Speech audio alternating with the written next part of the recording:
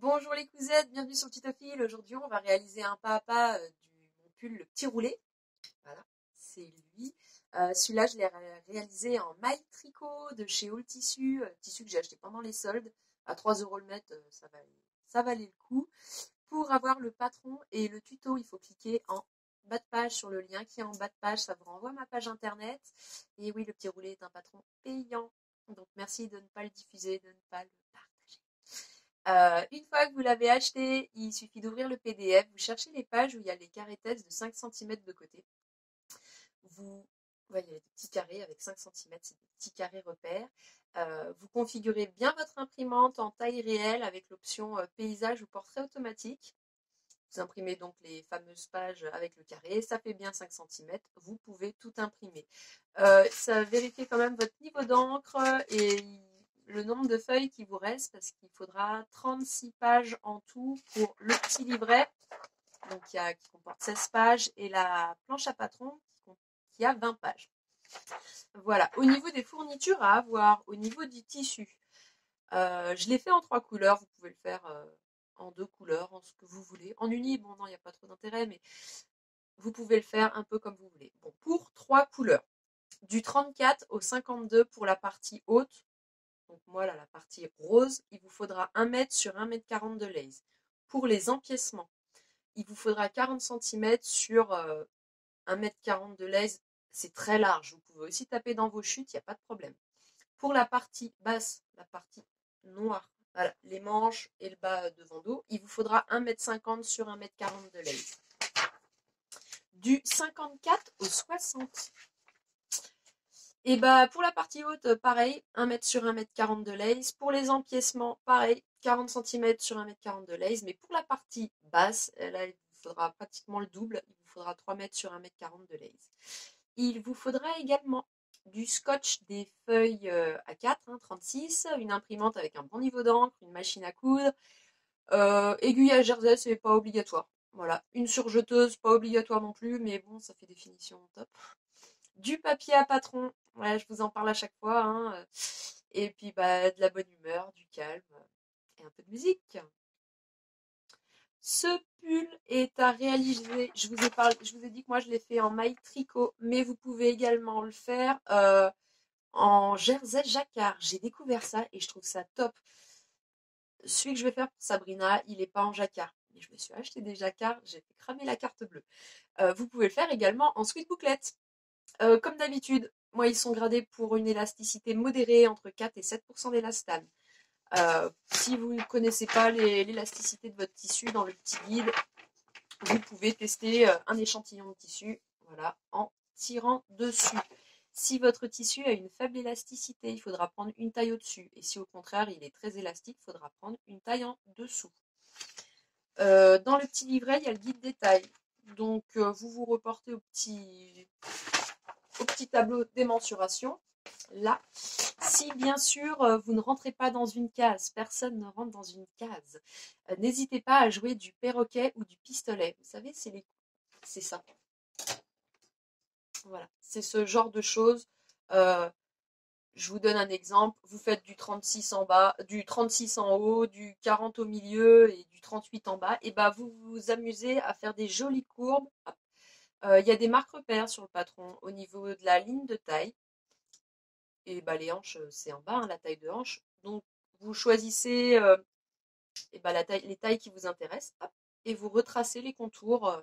Très simple à faire. Et au moins, c'est du sur-mesure, il n'y a pas de souci. Vous avez bien tout imprimé, vous avez choisi votre tissu. Votre tissu, vous l'avez lavé bien sûr avant, hein. J'ai oublié d'en parler. C'est important de laver son tissu pour éviter qu'il rétrécisse, qu'il déteigne. Ou voilà, vaut mieux que ce soit avant plutôt que sur l'ouvrage. Maintenant, on va s'occuper, vous avez scotché également. Ah, pour scotcher la planche à patron, je ne vous en ai pas parlé. Sur chaque bas de page, il y a un quart de cercle avec une lettre. Pour l'instant, c'est simple. Vous avez juste à récupérer, par exemple, les 4 A. Vous rapprochez les coins de page, vous les faites se superposer sur 0,5 cm et vous scotchez. Vous faites ça pour les 4 A et vous obtenez un cercle. Comme ça, toutes les pages sont bien mises au bon endroit.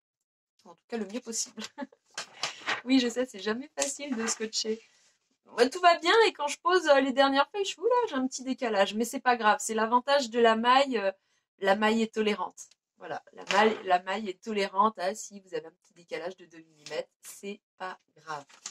Maintenant que vous avez scotché toute votre planche à patron, et oui, ça fait beaucoup, je vous conseille fortement de découper la plus grande taille.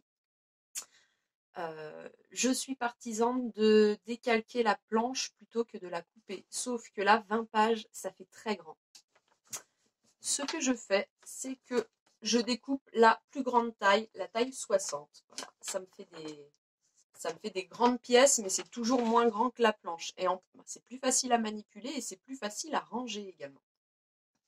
Voilà, donc vous avez, admettons, vous l'avez fait aussi, vous avez coupé la plus grande taille. Maintenant, il va falloir décalquer. Lorsque vous allez décalquer, il y aura plein de choses à noter. Le pull, le petit roulé, il a quand même en tout 11 pièces. Donc, faut pas se gourer dans les pièces. Ok? Donc, vous décalquez, vous notez bien, vous tirez bien les traits des empiècements. Ouais, mais je le fais à la règle. Hein. Voilà, les traits sont plus droits quand je décalque. Vous notez le nom des pièces, le nom du patron, le numéro de la pièce, en combien de fois il doit être réalisé. Si c'est au pli du tissu, pardon, ou s'il doit être coupé 2 fois dans le tissu. Vous notez également le sens d'élasticité du tissu, c'est important.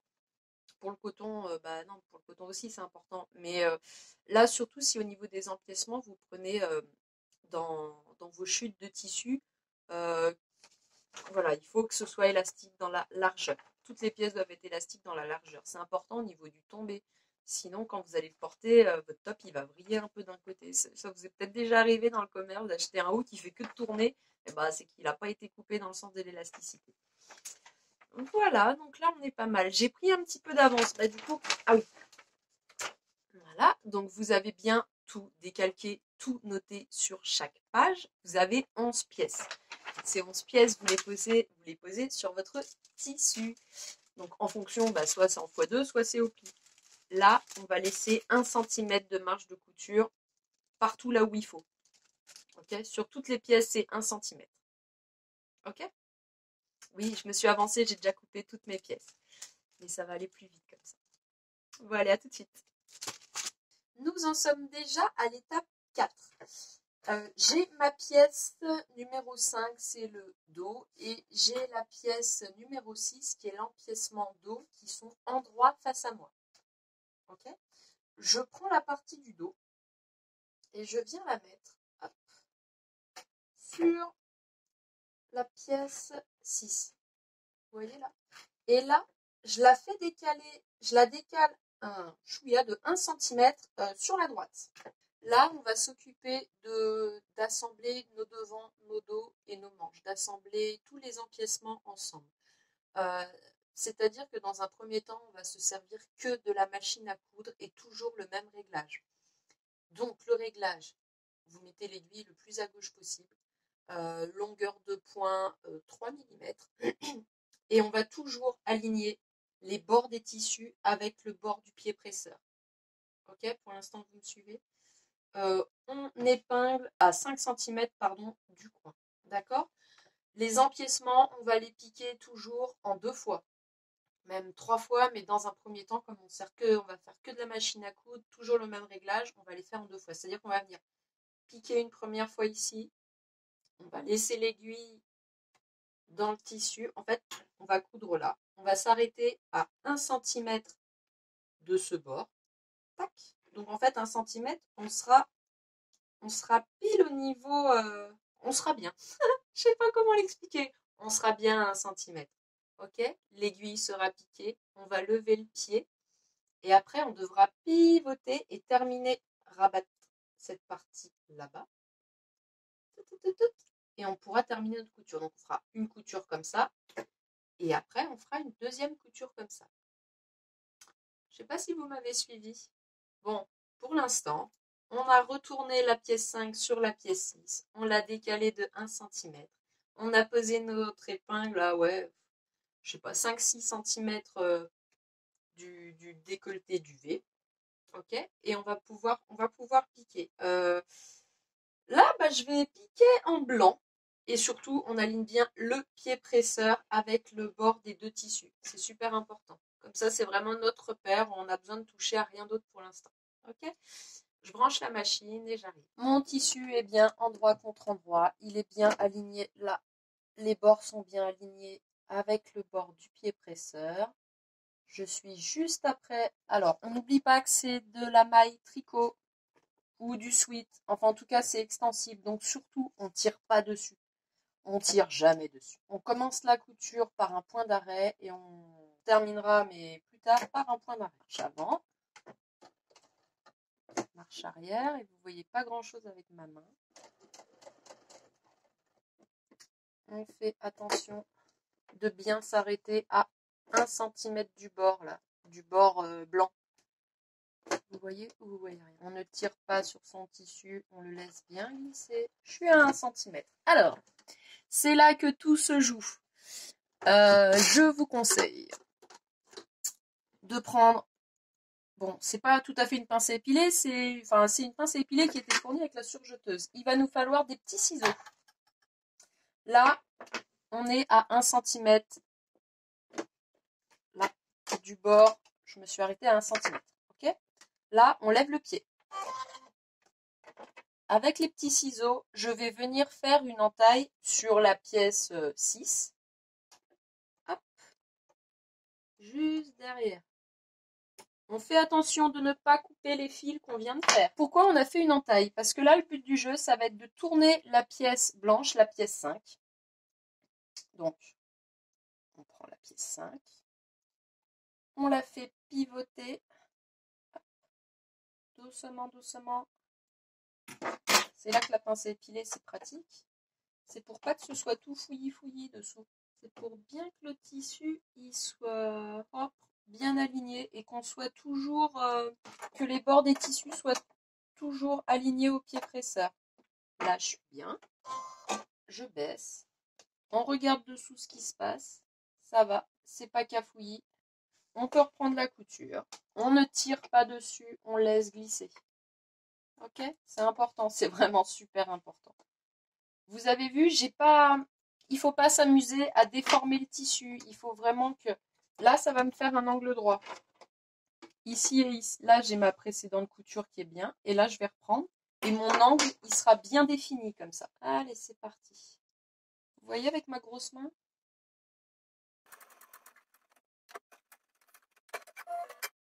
Là, je suis arrivée au bout de ma couture.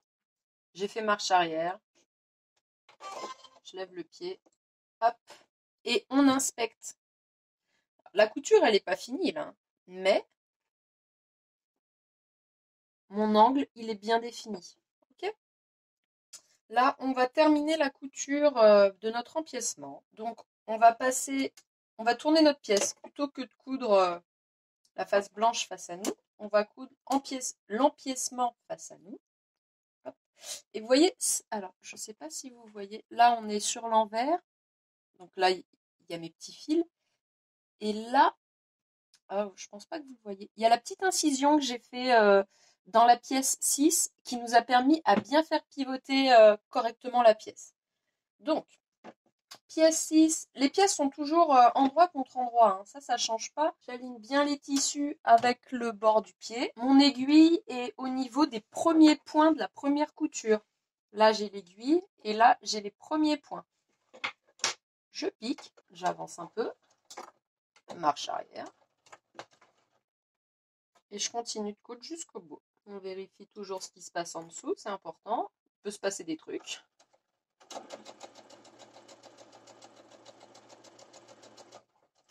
Là, oui, moi, ce que je remarque depuis quelques temps, c'est que avec la maille tricot, je dois avoir une dent ou deux de la machine. Vous savez, c'est les petites dents qui raclent pour faire avancer le tissu qui doit être abîmé parce que j'ai souvent mon tissu qui s'accroche dans les dents. Donc, je sais pas. Il faudrait que je l'emmène en révision, voir un peu. Bon, c'est pas grave, hein, il n'y a pas mort d'homme, ça abîme pas le tissu, mais ça m'embête un peu quand même. C'est pas pratique. J'arrive au bout, marche arrière. On coupe le fil. On lève le pied. Et on regarde. Mon angle est beau comme tout, comme ça. Et pour qu'il soit encore plus joli, je vais cranter encore un petit peu dans les marges de couture. Oh, je suis contente. Premier empiècement, check. Bon, deuxième empiècement. Là, on va continuer le dos. Donc là, c'est le haut du dos. Là, c'est l'empiècement. Maintenant, on va mettre la pièce numéro... C'est la pièce numéro 4. Le haut est bien endroit face à nous. On prend la pièce qui va en dessous. Donc, endroit face à nous, endroit face à nous. On prend la pièce. Hop. La pièce du haut, on vient la décaler de 1 cm par rapport à l'angle de la pièce grise. Exactement comme tout à l'heure, on vient épingler à 5-6 cm. Et pareil, on va aligner le pied presseur ici. On va s'arrêter à 1 cm. Et après, on mettra un petit coup de ciseau dans la marge de couture grise, ici. Et on pourra faire pivoter la pièce. Ok? Ah bah c'est reparti. Donc, on prend l'ouvrage. On vient se mettre sous le pied presseur. Hop, juste derrière l'aiguille. Le point, il dépasse bien de 1 cm. On commence à piquer. Marche avant. Marche arrière. On va arriver au 1 cm du bord. L'aiguille est plantée. On lève le pied. Alors je sais, il n'y a pas beaucoup de place dessous, c'est galère. Faut faire attention. On vient couper la marge de couture de la pièce 4. Qu'on ne voit pas beaucoup. Alors si on veut s'aider, on peut tourner un petit peu pour couper la marge de couture. Hein, ça évite de faire des bêtises. Marge de couture coupée. Vous avez suivi. On prend le bord hop, du haut. Et on vient le faire pivoter gentiment. On peut s'aider de la petite pince épilée. Pas que ce soit cafouillage. Alors, où c'est que j'en suis, moi? En fait, faut pas qu'il y ait de plis au niveau de l'aiguille. S'il y a des plis sous le pied, quand vous allez piquer, ça va pas le faire. Ça va pas du tout le faire. S'il y a des plis, ça va être l'horreur et ça fera pas un joli empiècement. Là, j'ai pas de plis. Je suis bien. J'ai tourné. Je vois que quand je vais reprendre la couture là et là, ça fait bien un angle droit. Hop. Donc, je peux y aller. Vous avez vu, je fais pas de point d'arrêt hein, quand je suis à l'angle. Je tourne juste le tissu. On arrive au bout. Marche arrière. On coupe. On lève. Et on inspecte. On inspecte toujours ces coutures. Toujours. C'est pas drôle, c'est pas fun, mais c'est plus facile à corriger maintenant. Oh, il est joli, je suis contente. Je vous montre. Il n'est pas fini, hein. Mais mon coin est nickel. Et je suis pas mal là. Je suis bien? Ouais. Non, je suis nickel. Là, donc, il nous reste à coudre ces deux pièces-là. Hein. Donc, on repasse envers face à nous. Les pièces sont toujours endroit contre endroit. Donc, que vous piquiez côté rose ou côté gris, ça n'a pas d'importance. Ça n'a pas d'importance. Non, ça n'a aucune importance. Moi, je préfère que le côté gris soit apparent, tout simplement parce que comme ça, j'ai pas besoin de changer mes réglages d'aiguille. Ça me paraît plus logique. J'aligne toujours les bords au pied presseur. On vérifie qu'on est bien sur les premiers points. Je suis bien. On retire l'aiguille. Marche avant. Marche arrière. Avec le petit roulet, vous allez devenir les pros des empiècements. Une fois qu'on a compris le système, ça va vraiment tout seul. On laisse glisser. On est toujours bien bord à bord. On arrive au bout. Marche arrière. On coupe. On lève. Et on inspecte. Donc l'envers est face à moi. Et je vais recouper un petit peu dans la marge de couture sans couper couture d'empiècement. Tout nickel. Bon, là c'est le dos. On peut attaquer les manches. Dans le tuto papier, c'est toujours les mêmes étapes. Du coup, je vous les ai pas mis. Je vous ai fait pour le dos. Là, on va faire ensemble, si vous voulez, une manche. Mais c'est toujours pareil.